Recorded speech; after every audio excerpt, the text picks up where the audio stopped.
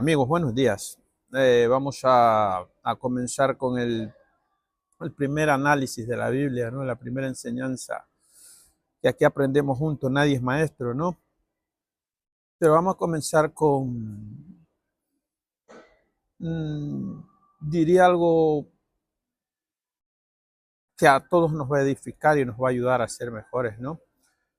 Eh, vamos a, vamos a ponerlos en contexto. Vamos a hablar de un juez de Israel que lo fue durante 40 años, ¿no?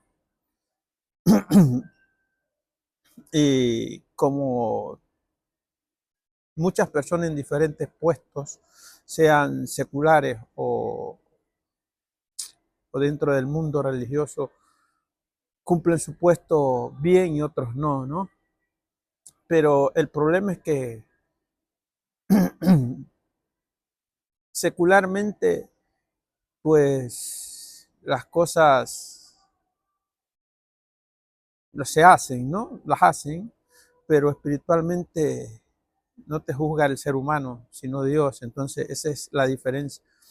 El sacerdote Elí, juez por más de 40 años en Israel, fue el sacerdote donde en la casa que creció el profeta Samuel, ¿no? Y vamos a leer un poquito, unos cuantos versículos para ir entendiendo, ¿no? Vamos a ir a Primera de Samuel 3. Vamos al versículo 8 para leer un poquito de ahí en adelante, ¿vale? Cojan sus Biblias, la palabra de Dios se lee en nombre del Padre, el Hijo y el Espíritu Santo. Amén. Así que, versículo 8, así que el Señor llamó por tercera vez a Samuel. Se levantó y fue donde estaba Elí. Aquí estoy, me llamó usted en ese momento. Elí se dio cuenta que él era el Señor el que llamaba al niño. En los versículos anteriores, el Señor llamó en sueño a Samuel 3 veces y a la tercera vez Samuel se da cuenta. Elí se da cuenta que el Señor estaba hablándole a Samuel, porque Samuel todavía no entendía, no era la primera vez que Dios hablaba con él. Versículo 9. Entonces le dijo Samuel, ve, acuéstate de nuevo. Si alguien vuelve a llamarte, di, habla, Señor, que tu siervo escucha. Así Samuel volvió a su cama. 10. Y el Señor vino y llamó igual que antes. Samuel, Samuel. Y Samuel respondió, habla, que tu siervo escucha. 11. Entonces el Señor le dijo a Samuel, estoy por hacer algo espantoso en Israel. 12. Llevaré a cabo todas mis amenazas contra Elí y su familia de principio a fin. Le advertí que viene juicio sobre su familia para siempre, porque sus hijos blasfeman a Dios y él no los ha disciplinado. 14. Por eso juré que los pecados de Elí y de sus hijos jamás serán perdonados, ni por medio de sacrificios ni ofrendas. 15. Entonces Samuel se quedó en cama hasta la mañana siguiente, se levantó y abrió las puertas del tabernáculo, cuando de costumbre tenía miedo de contarle a Elí lo que él había oído. 16. Pero allí lo llamó Samuel, hijo mío. Aquí estoy, respondió Samuel. ¿Qué te dijo el Señor? 17. Dímelo todo y que el Señor te castigue o aún te mate si me ocultas algo. 18. Entonces Samuel le contestó, le contó todo a Elí, le contó todo lo que el Señor le había revelado, ¿no? Vamos a leer hasta allí.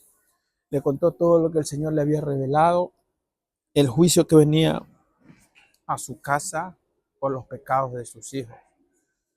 Recordarles que los hijos de Elí él era juez y sacerdote, ¿no? Él gobernaba Israel. Y los hijos de Elí abusaban de las ofrendas, los hijos de Elí enamoraban a las creyentes que ayudaban en la casa, por decir en la casa de Dios, y eran pecados de Elí y no respetaban el nombre de Dios. Entonces el Señor dice que va a venir, le dice a Samuel. O sea, cuando hablamos de esto, leemos esto, vemos que es la confirmación de Samuel, como cuando entendemos el contexto, el Señor habla de la confirmación de Samuel como profeta y de que su primer mensaje es a la persona más cercana que tiene, al que lo estaba criando, al sacerdote, al juez de Israel, donde Samuel tiene que decirle al anciano, al juez de Israel, que el Señor va a traer juicio contra él y que sus pecados no van a ser perdonados ni por sacrificios ni por nada. O sea, estaban sentenciados la familia de Elí por sus pecados ante el Señor. Entonces, el juicio de Dios siempre va a comenzar por casa, hermanos.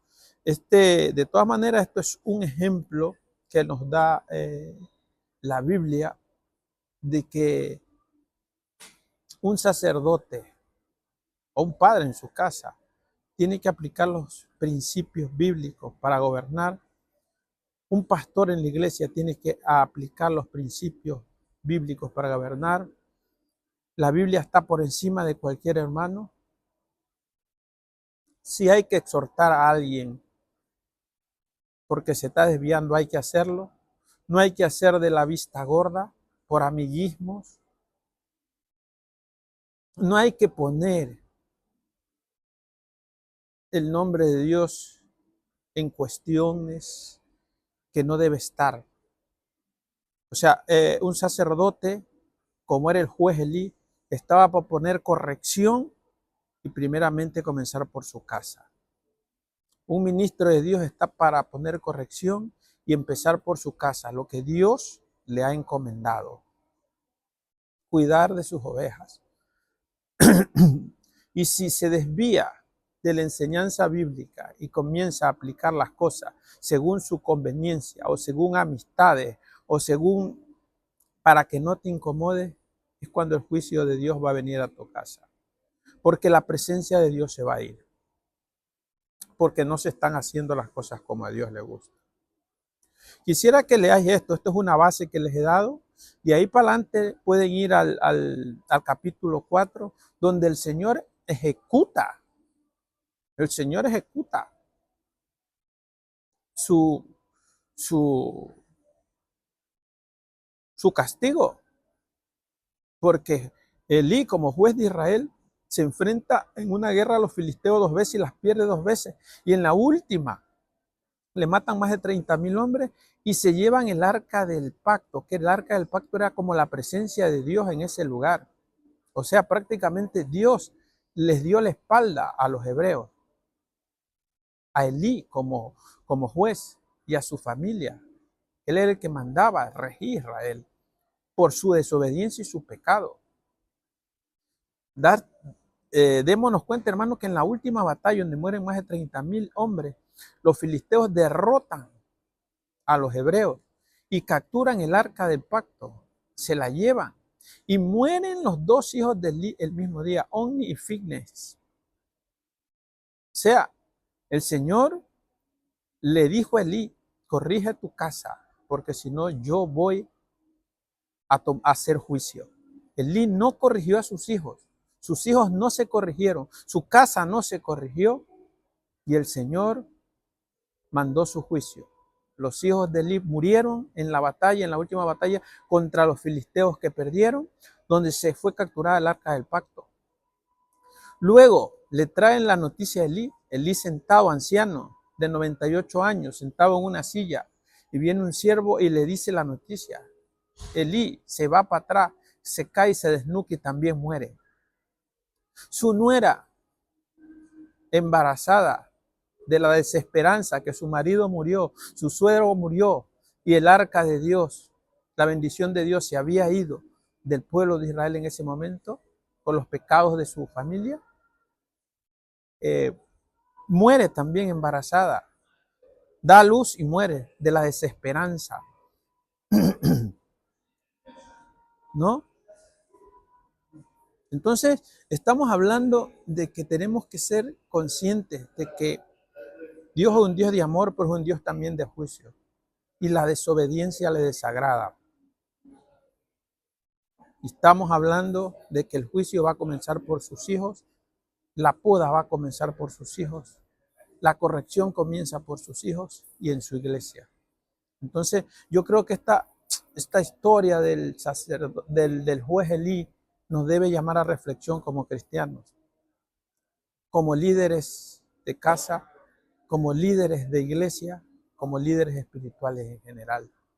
Estamos llamados a la corrección, estamos llamados a hacer caso primero a Dios antes que al hombre. Estamos llamados a obedecer primero a Dios antes que al hombre. Porque si no, el juicio de Dios viene contra el sacerdote y su familia. El pecado no solamente afecta al sacerdote, el pecado afecta a toda su familia y a toda la congregación.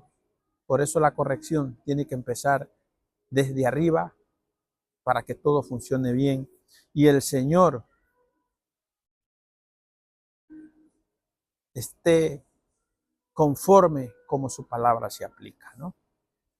Hermanos, es una palabra muy dura, porque para mí ha sido dura, porque yo cuando me puse a prepararla y a leerla, te exhorta primero a ti, a mí me exhortó primero, y luego es obligación mía, hermanos, también compartirla, porque es una enseñanza.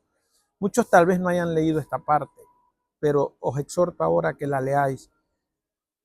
Primera de Samuel, si posible leer todo para que entendáis